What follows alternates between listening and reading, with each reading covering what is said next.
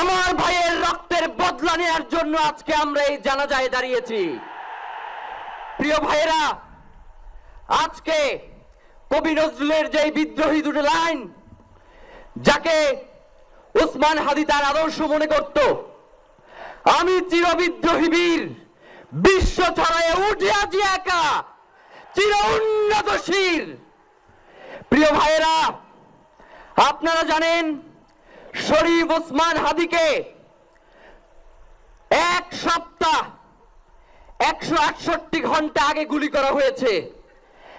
এখন পর্যন্ত কি তার খুনিকে গ্রেফতার করা হয়েছে? সরকারের পক্ষ থেকে এখন পর্যন্ত কি খুনিকে গ্রেফতারের ব্যাপারে আপনাদেরকে আশ্বস্ত করা হয়েছে? তারা কি এখন পর্যন্ত আমাদেরকে জানিয়েছে যে খুনি কোন জায়গায় রয়েছে? আমরা স্পষ্ট মনে করছি যে এখানে খুনি একজন নয়, এখানে পুরো একটা খুনি চক্র কাজ করেছে। আমরা ইনকিলাব মঞ্চ এবং তার পরিবারের পক্ষ থেকে আপনাদেরকে জানিয়ে দিতে চাই, খুনি, খুনের পরিকল্পনাকারী, খুনের সহায়তাকারী এবং পুরো খুনি চক্রকে বিচারের আওতায় নিয়ে আসতে হবে এবং আগামী 24 ঘন্টার মধ্যে স্বরাষ্ট্র উপদেষ্টা এবং সহকারী উপদেষ্টা খোদাবক্স তাদেরকে জনতার সম্মুখে এসে তারা এই খুনের ব্যাপারে গত এক সপ্তাহ ধরে কি পদক্ষেপ নিয়েছে তা জনসম্মুখে জানাতে হবে। যদি তারা জানাতে না পারে তাহলে তাদেরকে পদত্যাগের জন্য প্রস্তুত থাকতে হবে। আমরা ইনকিলাব মঞ্চ কোনোভাবে এই শরীফ ওসমান হাদির রক্তকে বৃথা যেতে দেব না। আমরা ঘোষণা করতে চাই, শরীফ ওসমান হাদির রক্তের মধ্য দিয়ে বাংলাদেশ ইনসাফ কায়েম হবে। আপনাদেরকে তিনি বারংবার বলেছেন, বাংলাদেশের স্বাধীনতা, সার্বভৌমত্ব রক্ষা এবং ইনসাফের লড়াইয়ের জন্য আমাদেরকে যদি জীবন দিয়ে দিতে হয় আমরা জীবন দিয়ে দেব, তবু ইনসাফের লড়াই ছাড়বো না। সুতরাং প্রিয় বন্ধুগণ, আমাদেরকে ইনসাফের লড়াই লড়তেই হবে। আপনারা রাজি আছেন কিনা? এবং সেই সাথে আমরা আরো বলতে চাই, সিভিল মিলিটারি ইন্টেলিজেন্সের মধ্যে ঘাপটি মেরে বসে থাকা আওয়ামী দোসরদেরকে চিহ্নিত করে গ্রেফতার করতে হবে। প্রিয় সংগ্রামী বন্ধুগণ, শরীফ ওসমান হাদির পরিবারকে জানানো হয়, রাষ্ট্রের পক্ষ থেকে আপনাদেরকে যদি কোনো সুবিধা দরকার হয় আপনারা আমাদেরকে বলবেন। আমরা শরীফ ওসমান হাদির পরিবার থেকে রাষ্ট্রকে জানাতে চাই, যদি এই রাষ্ট্রকে রক্ষা করতে শরীফ ওসমান হাদির পরিবারের 5 সদস্য, তার ভাই এবং বোনদের যদি রক্ত লাগে তারা দেওয়ার জন্য প্রস্তুত রয়েছে, তবুও এই খুনিদেরকে চিহ্নিত করে বিচারের মুখোমুখি করতে হবে।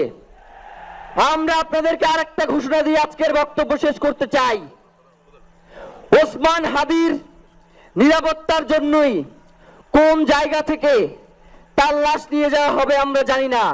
ওসমান হাদি ভাই কি মৃত? তিনি আমাদের লক্ষ কোটি তরুণের মধ্যে জীবিত রয়ে যাবেন ইনশাআল্লাহ। আপনাদেরকে জানিয়ে দিতে চাই, কোন ধরনের সহিংসতা ছাড়া আমরা যেহেতু ওসমান হাদির লাশকে আমরা জাতীয় কবি কাজী নজরুলের পাশে দাফন করার ব্যবস্থা করতেছি, আপনারা সবাই এই প্রোগ্রাম শেষে জনতা মিছিল নিয়ে শাহবাগে চলে যাবেন। আমরা ওখানে গিয়ে আপনাদের সাথে দাফনের পরে কথা বলবো। হয় বাংলাদেশের স্বাধীনতা, সার্বভৌমত্ব থাকবে, বাংলাদেশের ইনসাফ কায়েম হবে, নয়তো আমরা বাংলাদেশের জন্য রক্ত দেওয়ার জন্য সবাই প্রস্তুত রয়েছি। এবং ইনকিলাব মঞ্চ ব্যতীত কারো কোনো প্রোপাগান্ডায় আপনারা কোনো ধরনের সহিংসতার পথ বেছে নেবেন না। আমরা ইনকিলাব মঞ্চের পক্ষ থেকে আপনাদেরকে জানাবো কখন কি ব্যবস্থা গ্রহণ করতে হবে।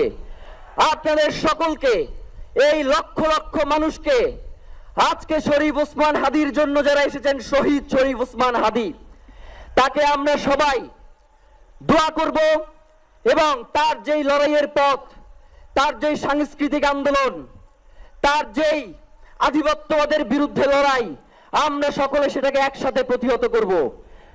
বাংলাদেশ জিন্দাবাদ, ইনকিলাব জিন্দাবাদ, নারায়ণ তাকবীর, নারায়ে তাকবীর।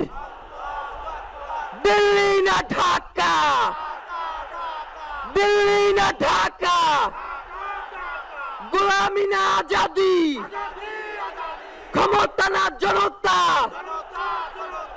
আপোষ না সংগ্রাম, দিল্লি না ঢাকা। আমার ভাই কবরে, খুনি কেন বাহিরে, আমরা সবাই হাদি হব, গুলির মুখে কথা কব, আমরা সবাই হাদি হব। নারায়ে তাকবীর।